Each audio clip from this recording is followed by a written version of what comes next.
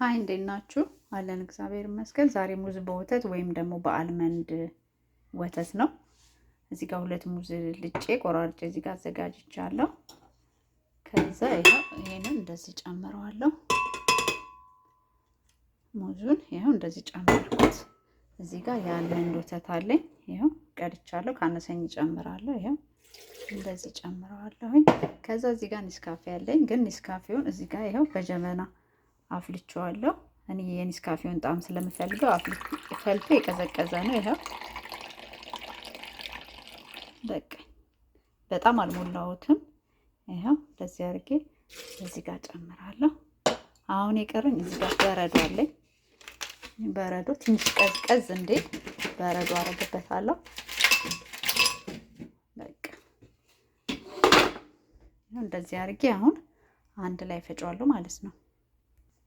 ይሄው አሁን አንድ ላይ ሁሉንም እፈጫዋለሁ ማለት ነው።